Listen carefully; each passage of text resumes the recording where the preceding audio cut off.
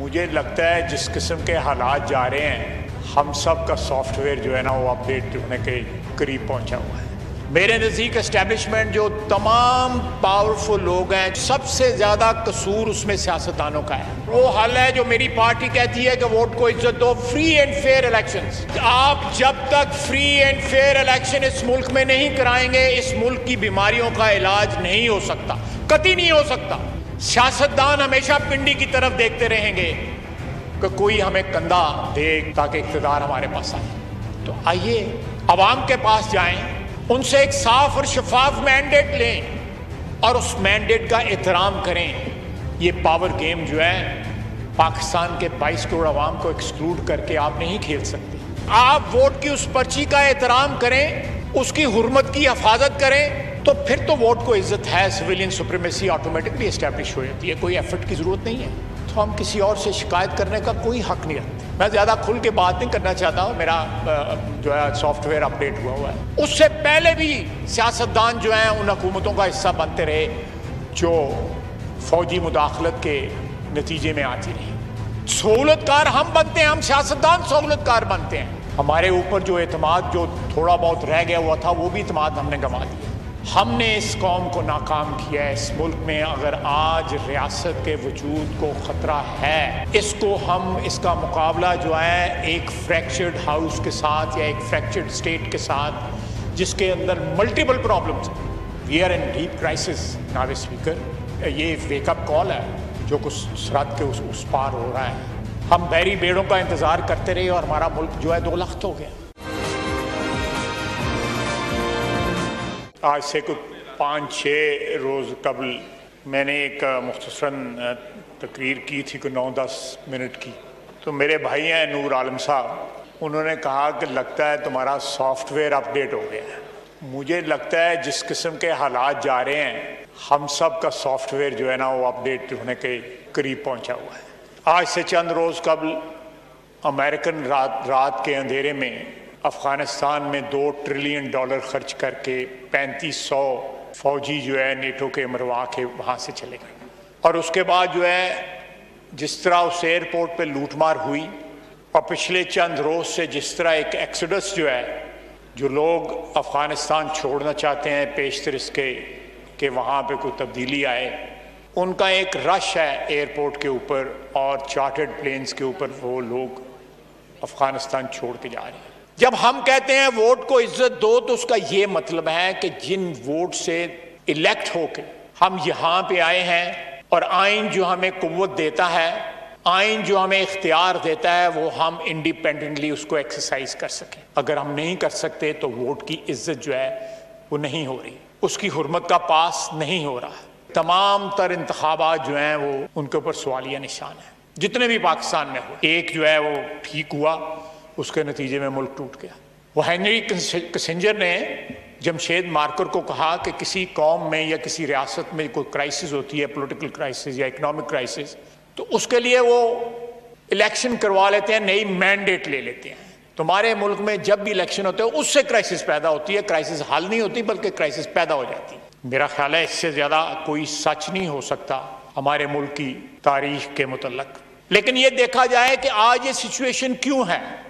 मैं भी किसी को इल्ज़ाम दूंगा, किसी को इसका जिम्मेदार ठहराऊंगा, आप भी ठहराएंगे और भी ठहराएंगे। मेरे नज़दीक जो है उर्फ़-ए-आम में एस्टेब्लिशमेंट जो है वो पिंडी को कहा जाता है, हमारी फ़ौज को कहा जाता है। मेरे नज़दीक एस्टेब्लिशमेंट जो तमाम पावरफुल लोग हैं, 400 हैं, 500 हैं या 1000 हैं, वो एस्टेब्लिशमेंट है। चाहे वो सियासतदान है, सरफ़हरिस्त सियासतदान है, अदलिया है, फ़ौज है, मीडिया है, ब्यूरोक्रेसी है। और अगर पिछले 72 साल में जो कॉन्स्टिट्यूशनल डिफाइंड बाउंड्रीज थी वो ट्रेसपास हुई हैं या इनक्रोच हुई हैं, तो सबसे ज़्यादा कसूर उसमें सियासतदानों का है। हम अपने इक़्तिदार के लिए दाएं बाएं जो है 1950 की दहाई के अवाइल से देख रहे हैं। और जब देखते हैं तो फिर लाजमी तौर पे जिनको आवाज़ देते हैं, आहिस्ता आहिस्ता फिर वो आपकी टेरिटरी पे उनका कब्ज़ा बढ़ता जाता है।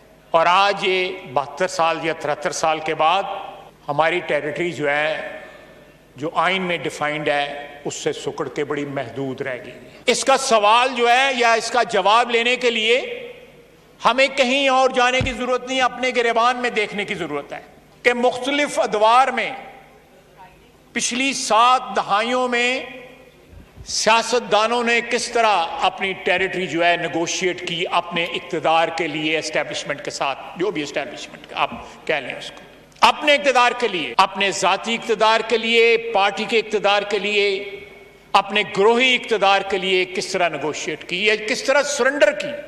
आज जिस तरह खतरे हमारे ऊपर मंडला रहे हैं, जनाब वाली, पाकिस्तान वाहिद मुल्क है दुनिया के जो दोनों तरफ से फेंस्ड है। हमारे मशरकी बॉर्डर के ऊपर भी फेंस है, मगरबी बॉर्डर के ऊपर भी फेंस है।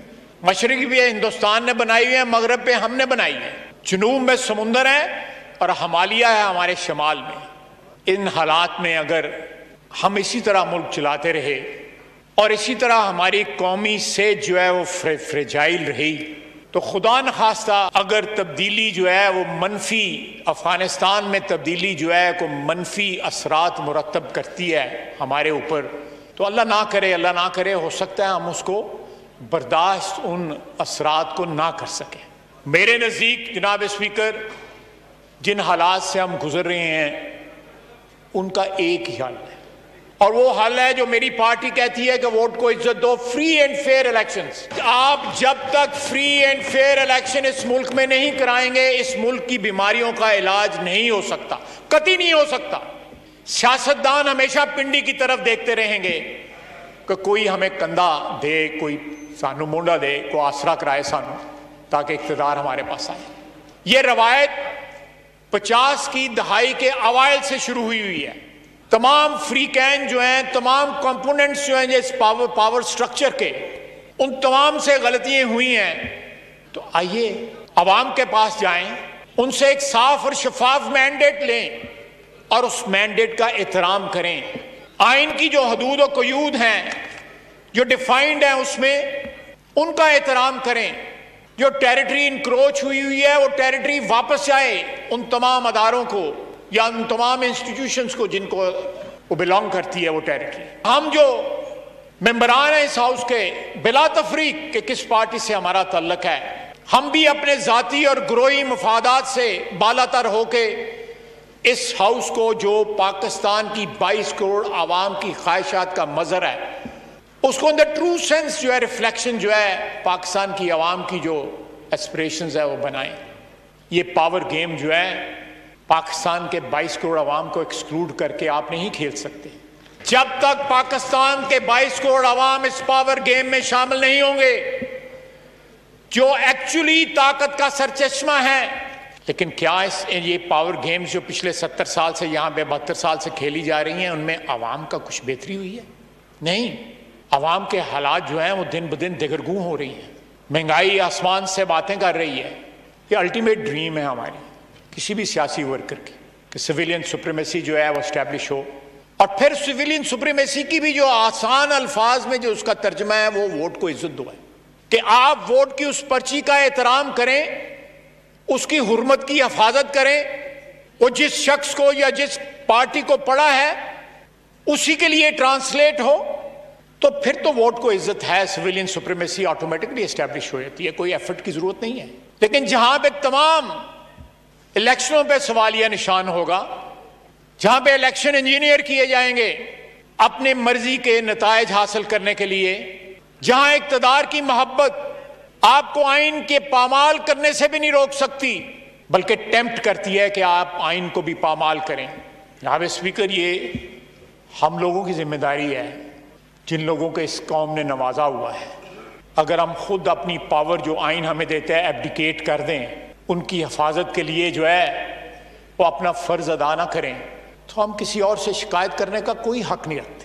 मैं ज़्यादा खुल के बात नहीं करना चाहता हूँ। नूर आलम ने सही कहा, मेरा जो है सॉफ्टवेयर अपडेट हुआ है, लेकिन आप भी मुस्कुरा रहे हैं, आप भी समझ रहे हैं मैं क्या बात कर रहा हूँ, आप भी उसके ऐनी शाहिद हैं, मैं भी उसका ऐनी शाहिद हूँ। लेकिन एक ख्वाहिश है कि पिछले 30 साल में जो भी इस ऐवान में हुआ, कई दफ़ा मैं भी उसका हिस्सा होता था।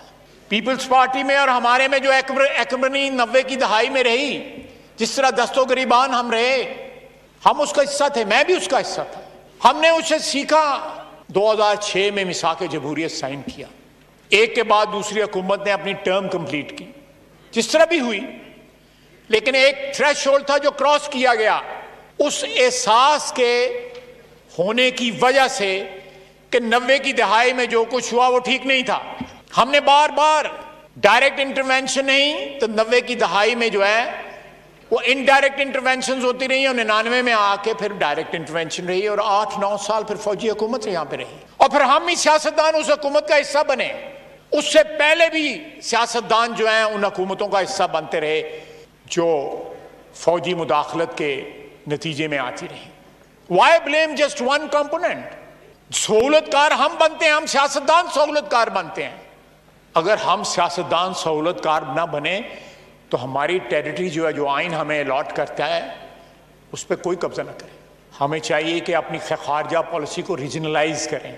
7 समुंदर पार जो लोग बैठे हुए हैं उनका एहतराम भी ज़रूरी है, उनसे भी दोस्ती ज़रूरी है, लेकिन जिनके साथ हमारी दीवार मिलती है, जो हमारे नेक्स्ट डोर नेबर्स हैं, अगर हमारे उनके साथ ताल्लुकात जो है दुरुस्त ना रहें तो 7 समुंदर पार से तो कोई आपकी मदद के लिए नहीं आएगा। ये हमारी तारीख गवाह है। हम बहरी बेड़ों का इंतजार करते रहे और हमारा मुल्क जो है 2 लख्त हो गया। ये पार्लियामेंट ताकतवर होगी तो सारे मसाइल हल होंगे। ये पार्लियामेंट एक फ्री एंड फेयर इलेक्शन के नतीजे में वजूद में आएगी तो इसकी तकरीम और इसका जो रिस्पेक्ट है वो इंक्रीज होगा। जो यहाँ पे बजट में जो कुछ यहाँ पे हुआ या उससे पहले भी होता रहा, आपके ख्याल में या यहाँ पे जो मेरे दूसरे भाई और बहनें बैठी हुई हैं, उससे हमारे को रिस्पेक्ट में जो है इजाफा हुआ? नहीं। हमारे ऊपर जो एतमाद जो थोड़ा बहुत रह गया हुआ था वो भी एतमाद हमने गंवा दिया। ये कलेक्टिव फेलियर है जनाब स्पीकर, ये कलेक्टिव फेलियर है हमारा सियासतदानों का। Why blame others? और तारीख गवाह है, आपको हर दौर में सहूलतकार जो है वो सियासतदान ही नजर आएंगे। आइन पामाल हुआ, मुल्क 2 टुकड़े हुआ, या जो स्पेस थी हमारे पास जो हमें आइन ने, ये पाकिस्तान के अवाम ने दी हुई थी, वो स्पेस हमसे छिन गई। मेरा नहीं ख्याल कि हमारे पास जो है वो कुछ ज़्यादा वक्त है। आप अपनी पार्टी की क़यादत को कहें कि इस हाउस को एम्पावर करें, इस हाउस को बाईपास ना करें। एक ख़तरा जो है वो हमारे सर पे मंडला रहा है। हम लोग जो प्रिविलेज्ड लोग जो हैं वो सैकड़ों की तादाद में, हज़ारों की तादाद में भी नहीं है। हमने इस कौम को नाकाम किया है। इस मुल्क में अगर आज रियासत के वजूद को ख़तरा है, अल्लाह करे ना हो, मेरा अंदाज़े गलत हो, लेकिन जो मैंने सुना आज से 8-10 दिन, आपने भी सुना, ये एक हकीकी ख़तरा है, रियल डेंजर। इसको हम, इसका मुकाबला जो है एक फ्रैक्चर्ड हाउस के साथ या एक फ्रैक्चर्ड स्टेट के साथ, जिसके अंदर मल्टीपल प्रॉब्लम्स हैं, जिसमें अक़लीतें जो हैं उनको तहफ़्फ़ुज़ नहीं है, जिसमें सब नेशनैलिटीज़ हैं उनकी जो एस्पिरेशंस हैं उस पर स्टेट पूरा नहीं उतरती, जिसमें गरीब और अमीर का फ़र्क इतना, तफावत इतना बढ़ गया है कि वो सस्टेन ही नहीं हो सकता। और आवाम के मैंडेट को, जिस तरह मैंने कहा कि हर पार्टी जो है पिछले 70-72 साल से हर इलेक्शन पे ये इल्ज़ाम लगाती रही है कि ये इलेक्शन चोरी हुआ। We are in deep crisis जनाब स्पीकर। ये वेकअप कॉल है जो कुछ सरहद के उस पार हो रहा है, और अभी भी हमने जागना नहीं है और कॉग्निजेंस नहीं होना सूरत हाल का, तो फिर हम अल्लाह पे, सब कुछ उसके हाथ में है, तो कादर मुतलक है वो, सब कुछ उसके हाथ में है, लेकिन हाथ पे हाथ धरे मुंतज़िर फ़रदा हो, ये मुंतज़िर फ़रदा नहीं रहना चाहिए, हाथ पे हाथ धरे नहीं रहना चाहिए। हमें अल्लाह से दुआ मांगनी चाहिए, मदद मांगनी चाहिए, लेकिन अपने दामन भी साफ रखने चाहिए।